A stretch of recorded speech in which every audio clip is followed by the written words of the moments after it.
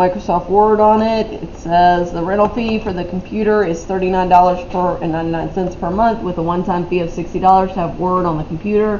Write an equation for the total cost C. So they give you the variable here, guys. You can't pick it. You're going to be writing the equation. That might be like a part 1 and part 2 type question.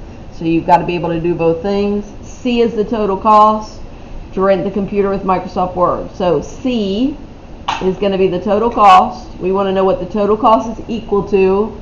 So how much should they pay per month in order to rent this computer? Yep, so $39.99 times an unknown amount of months would mean that we put it at a variable. They don't give a variable for that, but because it's months, I'm just going to say M. If it doesn't say, you get to pick, guys. Alright. Plus, in addition to that, how much do you have to pay to have Word added onto the computer? $60. There's your equation. This would be like part 1. This is one of the answers to the problem. You need to understand that is a possible answer to the problem. The other part of it is for you to calculate the total cost for a 10-month rental. So if you take that and you plug that in for a 10-month rental, that's going to be $39.99 times 10 plus the $60 to have Word put on there. So do the calculation on that. You've got calculators, guys. Type it in, 39.99 times 10 plus 60, and see what that gives you for a total.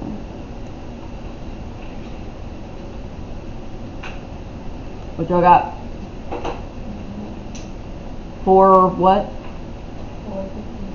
59.9. So 459.9, when you put it in terms of money and put it as an answer, is going to be $459.90. That is the second answer to that problem.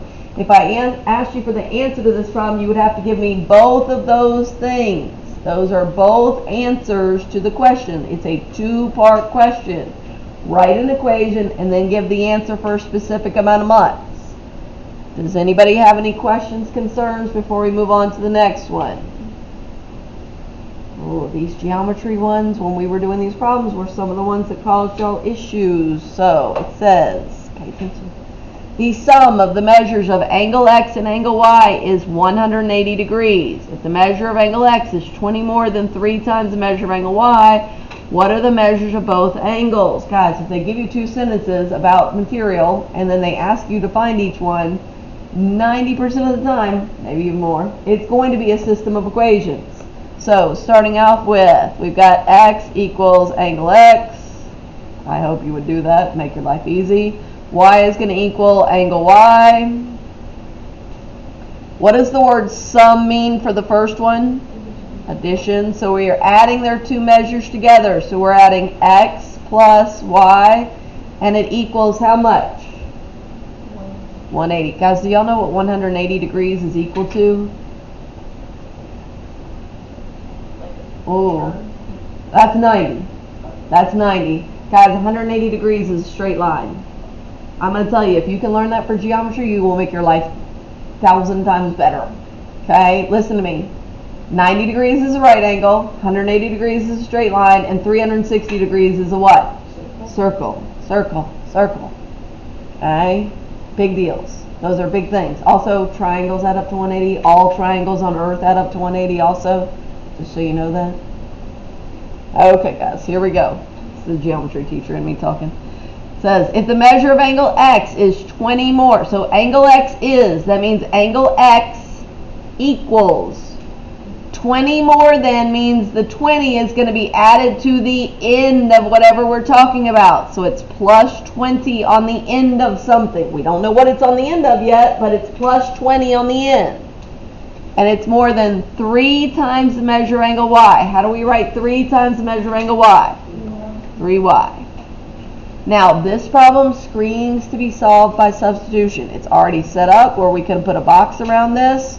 We can plug it in where the X is in this problem right here. We're going to plug it into that spot. We're going to plug it in right there. And we're going to set the problem up as 3Y plus 20 plus Y equals 180. We'll solve that equation by combining like terms. 3y and y gives you a total of 4y plus 20 equals 180. We're going to minus 20 from both sides. It's going to make it 4y is equal to 160.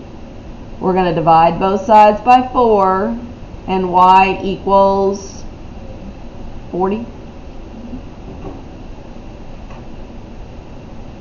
Okay, put that over here, put it with your angle y, put that it's 40 so we can write that sentence in the end. We're going to plug it into the box because that's where you plug it into, guys. Plug it back into the box. I'm going to put it right here just so I can fit it in a little spot so I have room to write my sentence right here. You can put it wherever you want to. X equals 3 times 40 plus 20. You can type it as one big thing, guys. If you type it on your calculator, it'll give it to you. 3 times 40 plus 20 is going to put you at 140, I think. Do the math, make sure I'm correct. Is that what y'all got?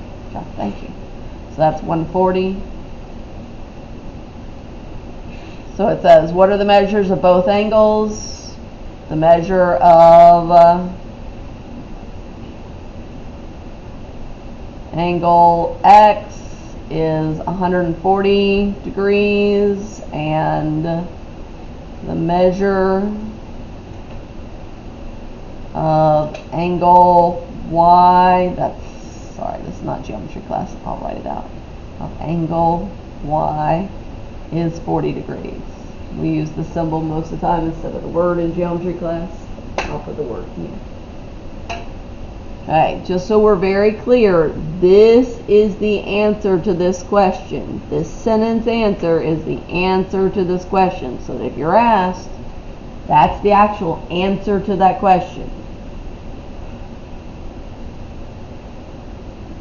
Does anybody see anything they need to ask about on 9 or 10? 9 or 10 before we do number 11 and 12. The answer is going to be interesting on 12. We definitely need to get to that one because they love to ask those kind of questions on the USC. Okay, here we go. So here's 11 and 12. On number 11, it says solve and graph this inequality. So you're going to take this, you're going to write it out here. X minus 3y is less than 9. You're going to solve it into slope-intercept form so you have something to graph with. To solve this, you're going to minus x minus x. It's going to make it negative 3y is less than the opposite of x plus 9. You're going to divide everything by negative 3. Guys, here's where you have to be paying attention, because if this is a select from, you're going to get it wrong because you're going to look at the graph and you're going to do the wrong one because of this step. Guys, what do you have to do when you divide by a negative on an inequality? Switch it, flip it, switch the sign, however you want to say it. That cancels out. I get y is, instead of this being less than, it's now going to be greater than. The negatives cancel out, and we reduce this fraction right here, and we can, but it's not got to reduce. You just need to write it. What number is really in front of x? So it's going to be 1/3 x minus 3. 1/3 x minus 3. That's what we're graphing with. When you're graphing an inequality, you need 4 pieces of information. 4. Okay, so guys, just so we know, this is one of the 2 answers because this is it solved. Just so we box it in so we're clear. That's the answer to it solved. The graph will be the other answer, the whole graph. So here we go. M equals, the slope equals 1/3. The B, or the y-intercept, is going to be 0, -3. It is going to be a dashed line because it does not have an or equal to it, and it's going to be shaded above because we changed it to greater than. Those are the 4 things you need to know when graphing an inequality. So we're going to start off on our graph at 0, -3. 0, -3 is down here. Guys, we've learned a lot this year. You've got to refresh yourself. A lot of this stuff we don't see. We don't use a lot of it as we're going into the new stuff. So got to get this stuff down. Plus, this is one of the main things on your next folder check. It's not the only thing, but it's one of the main things. From there, we're going to use the slope of 1/3 to rise 1 and run 3. Rise 1 and run 3. Since we can't keep going up and to the right, the opposite of that is down and to the left. So we're going to go down 1 and to the left 3 to get all of the possible points that show up on that graph. You're going to sketch, because we're not bringing out rulers for this one problem. You're going to sketch. I'm even going to do it up here. I could use my tool, but I'm not. So I can show it like y'all. A dashed line going through those points. And yes, they actually have graphing tools on the EOC that you actually might have to graph on there on a grid that's on the computer. So it is something you may have to do on there. Right. They even have you labeling where you drop in an equation or an inequality. So in this case, it'd be y is greater than 1/3 x minus 3.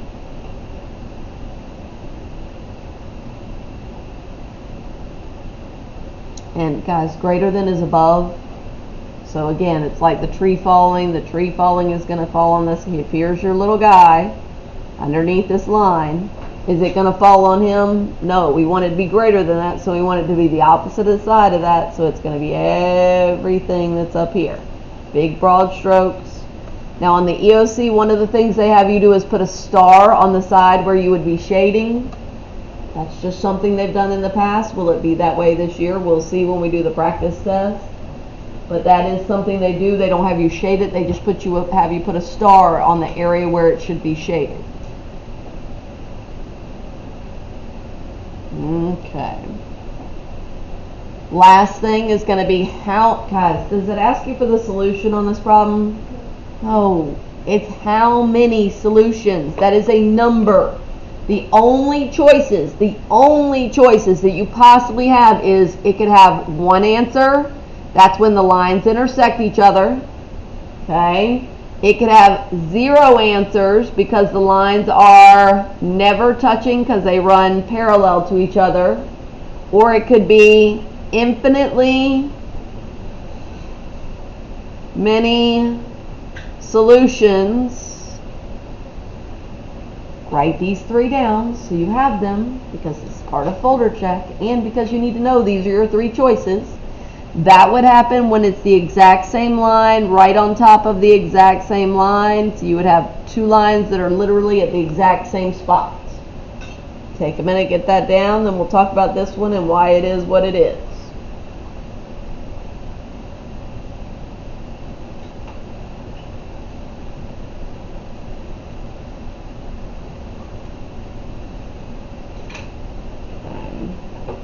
So this problem doesn't work, the way it's set up does not work by substitution or elimination. If I get to choose, I'm going to choose elimination if it's either or, and it's very easy to adjust this one. So I'm going to take this equation, I'm going to write it here, 9x equals, actually I'm going to do it to the side so I have room to work underneath it in a second.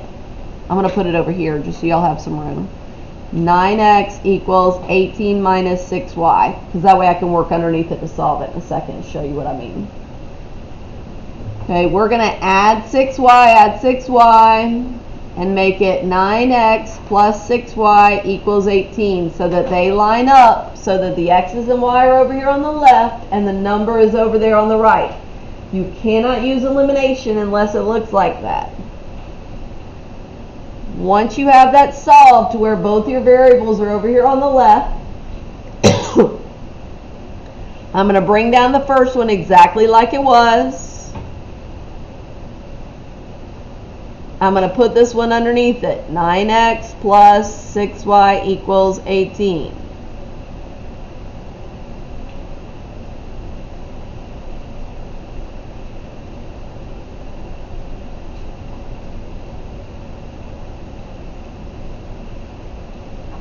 Okay, guys. What can I multiply to get rid of this right here? This 3. Change it into a 9. What can I multiply by? -3 is perfect. It's going to make it -9x minus 6y equals -18. I'm distributing that -3 to all the things inside there. I'm going to bring the other one down exactly like it below it. Do y'all see what happens? You see everything cancels out? What's that mean it's actually going to be down here at the bottom? What do you write? What's equal to what? If everything cancels out, what do you put in that spot? 0. 0 equals 0. When the two things are equal to each other, which one of your choices is it over here? That's this one, the infinitely many. If they were not equal, which one would it be? It's none, which is this one. That happens when the two sides are not equal to each other. Okay, if it's x equals 5 or any other number, then it's the first one. So in this case, your answer is that it is infinitely many solutions. Okay, guys. Any questions on your warm-up before we move on today? I think our warm-up may take longer than our notes